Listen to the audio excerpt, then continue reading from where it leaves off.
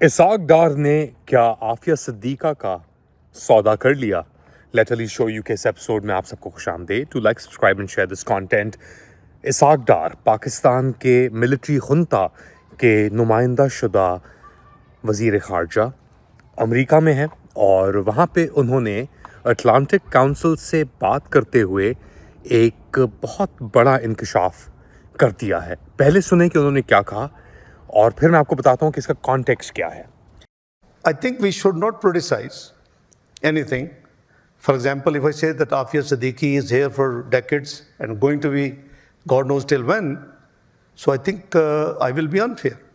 If your due process for law has resulted in that action, the same applies to everybody.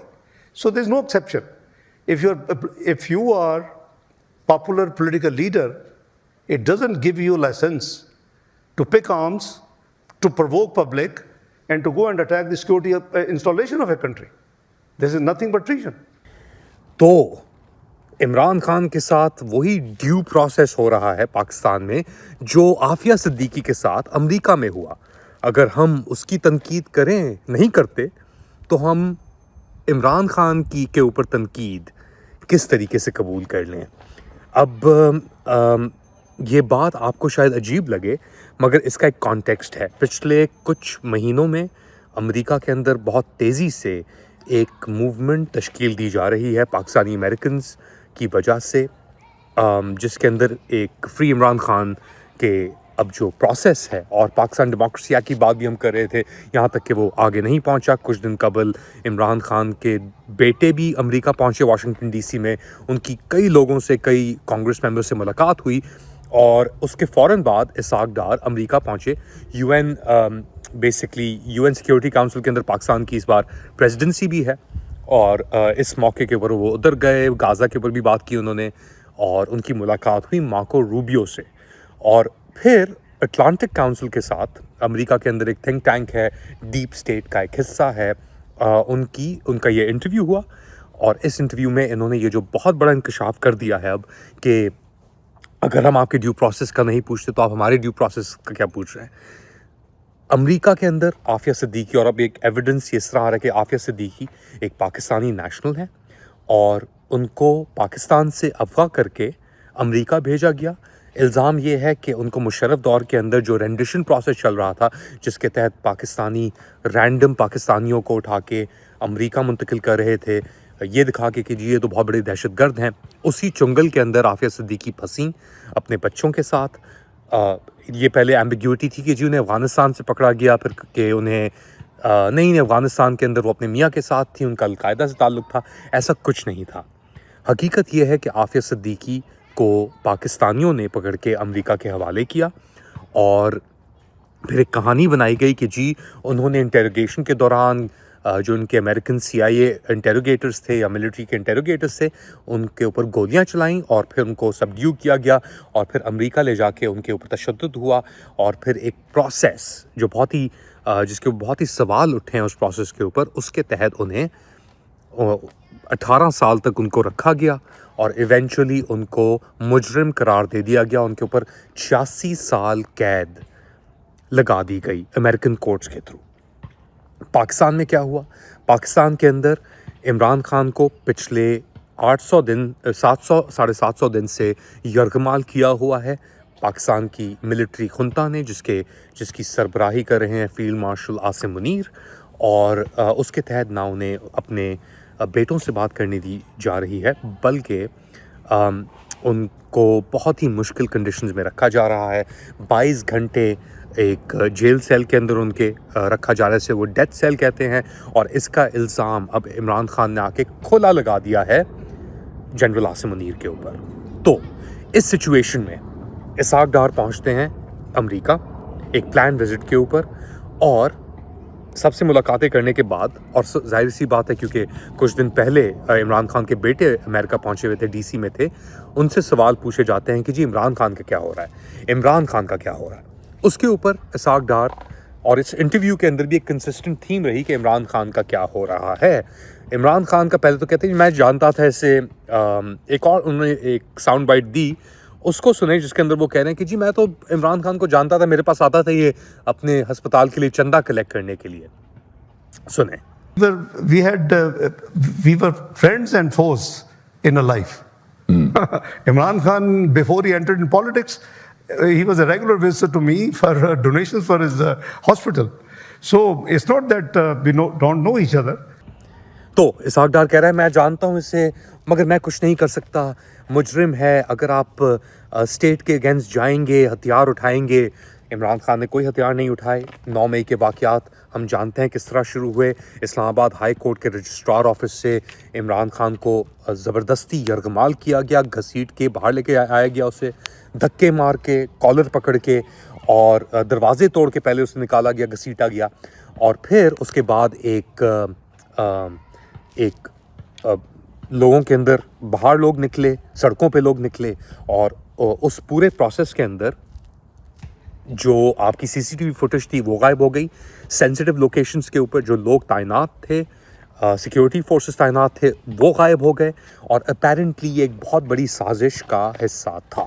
اب اس سازش کو مثبت کرنے کے لیے, اور فروری 8 کے الیکشنز ہوئے, اس کے اندر پاکستان تحریک انصاف نے سویپ کیا فارم 47 کے تحت. راتوں رات جو پارٹی صرف 17 یا 18 سیٹ سے جیتی تھی, اس کو اس کے حق کے اندر, اس کے فیور کے اندر یہ ووٹس تبدیل کیے گئے. فارم 47 جعلی فارمز کے اوپر جس طریقے سے رائٹنگز ہوئی تھیں وہ بھی ہم جانتے ہیں. اور ایک ریفرینڈم تھا یہ بیسکلی, جو یہ فالس فلیگ 9 مئی کا ایک پورا انہوں نے ڈرامہ رچایا تھا ملٹری اسٹیبلشمنٹ اور ہنتا نے. اس کے تحت 2 پولیٹیکل سیاسی گروپس, جس کے اندر سب سے سر فہرست پاکستان مسلم لیگ نون اور پاکستان پیپلز پارٹی کو اقتدار دے دیا گیا. اقتدار کے اندر بظاہر طور پہ PMLN, مگر اس کی سہولت کاری کی پاکستان پیپلز پارٹی نے, جس نے ویسے تو کوئی کابینہ کے اندر پوزیشن نہیں لی, مگر سندھ کے اندر گورنرشپس, KP کے اندر, بلوچستان کے اندر حکومت انہوں نے بنائی, اور فل آن سپورٹ کی ایک مارشل لا انوائرمنٹ کی. اب جب 8 فروری 2024 کے الیکشنز ہو گئے تو اس کے بعد انہوں نے کانسٹیٹیوشن کو ڈی کنسٹرکٹ کرنا شروع کیا, 26ویں آئینی ترمیم کو پش کیا, قاضی فائز عیسیٰ کی سہولت کاری استعمال کی سپریم کورٹ کے اندر, ججز کو تھریٹن کیا گیا. اسلام آباد ہائی کورٹ کے 6 ججز, ان کے ہمارے پاس ایویڈنسز موجود ہیں, اور یہ پوری چیز ڈاکیومنٹ ہو چکی ہے. اب یحییٰ آفریدی جیسے لوگ لا کے تعینات کیے, اور جو سپریم کورٹ کے اندر ہی ایک کانسٹیٹیوشنل بینچ بنا دی گئی جس کے اندر جسٹس امین الدین کو تعینات کیا گیا. اس کے ساتھ ساتھ پولیٹیکل وکٹمائزیشن لوگوں کی عروج پہ آ گئی. جن لوگوں نے 9 مئی کے واقعات کے بعد معافی مانگ لی تھی اسٹیٹ سے, ان کے ساتھ کچھ نہیں ہوا, ان کو جانے دیا گیا. جن لوگوں نے معافی نہیں مانگی, جو اپنا سرنی نہیں جھکایا, اس میں سے ڈاکٹر یاسمین راشد, 74-75 سالہ کینسر سروائیور جن کی بھی طبیعت بھی خراب ہے, عمر چیمہ, اعجاز چودھری سینیٹر, ان سمیت سینکڑوں لوگوں کو نشانہ بنا کے ٹارگٹ کیا گیا, اور ابھی تک وہ ٹارگٹ ہو رہے ہیں. ان کے خلاف حال ہی کے اندر 9 مئی کے ورڈکٹس آئے ہیں جو کمپلیٹلی متنازع ہیں, جن کو کوئی بھی لیگل باڈی لیگل نہیں سمجھتی. ان سب چیزوں کے باوجود Ishaq Dar goes to the United States, اور اٹلانٹک کاؤنسل کے اس لائیو سیشن کے اندر ان سے جب سوال کیا جاتا ہے ڈیو پروسیس کا اور لیک آف ڈیو پروسیس کا, تو وہ کہتے ہیں کہ جی عافیہ صدیقہ کا بھی تو پروسیس ہے, وہ بھی تو ڈیو ہے. ڈیو پروسیس کے تحت ہم اس کو کویشچن نہیں کرتے, تو آپ ہمیں کیوں کویشچن کر رہے ہیں؟ اب آپ کسی بھی انڈیپینڈنٹ یونائٹڈ نیشنز کے اینالسٹ سے, لیگل اینالسٹ سے یا آفیشل سے پوچھیں گے تو کہیں گے کہ اس کے اندر کوئی بھی لیگیلٹی فالو نہیں کی گئی. جس طریقے سے امریکن ڈیپ اسٹیٹ نے عافیہ صدیقی کو ٹارگٹ کیا, اسی طریقے سے پاکستانی ڈیپ اسٹیٹ نے عمران خان کو ٹارگٹ کیا. اور اب آگے, اور پاکستان عجیب اس کے اندر یہ بات ہے کہ پاکستان میں کورٹ نے کچھ دن پہلے کنٹیمپٹ آف کورٹ کے نوٹسز ایشو کیے پاکستان کے اندر شہباز شریف کی حکومت, جو فارم 47 کے پرائم منسٹر ہیں, عافیہ صدیقی کے کیس کو ہی لے کر. اور عافیہ صدیقی کی بہن فوزیہ صدیقی کی ملاقات ہوئی پرائم منسٹر شہباز شریف کے ساتھ. اس کے کچھ گھنٹے بعد یہ اسٹیٹمنٹ آتا ہے اسحاق ڈار کا، جو پورا جو کانسیپٹ تھا، پاکستانی پوزیشن تھی، اور جو لوگوں کا خیال ہے جو ہونا چاہیے تھا کہ عافیہ صدیقی کو ریپیٹریٹ کیا جائے، ان کے ساتھ انصاف ہو، اس کی مٹی پلید کر دی یہ کہہ کے کہ ہم تو وہی کر رہے ہیں جو آپ نے کیا تھا عافیہ صدیقی کے ساتھ۔ یہ ایک ایڈمیشن بھی ہے اسحاق ڈار کی طرف سے، یہ انکمپٹنس کا اظہار بھی کرتا ہے اپنی سروائیول کے لیے اور اپنے بیکرز کو کوشن دیکھنے کے لیے، یا ان کو یہ کہنے کے لیے کہ دیکھیں اگر آپ ہم پہ انگلیاں اٹھائیں گے عمران خان کے اوپر تو ہم آپ کے اوپر انگلیاں اٹھا سکتے ہیں ڈاکٹر عافیہ صدیقی کو لے کر بھی۔ نیشنل انٹرسٹ گئی بھاڑ میں، damn with national interest, damn with human rights. لا فیئر ہم نے اسی اسکیل کے اوپر استعمال کر رہے ہیں، بلکہ زیادہ جو آپ نے عافیہ صدیقی کے ساتھ استعمال کیا۔ اب اس سے بڑا ایڈمیشن ایک فیلڈ انٹرپرائز کا کیا ہو سکتا ہے؟ آپ لوگ کیا سمجھتے ہیں؟ کیا اسحاق ڈار نے صحیح بات کی؟ اور اگر نہیں کی تو اس کے کانسیکوینسز کیا ہوں گے؟ ایسے وقت میں جب پاکستان اور اس رجیم کی زیرو لیجیٹمیسی ہے دنیا بھر میں، بتائیں مجھے کامنٹ سیکشن کے اندر۔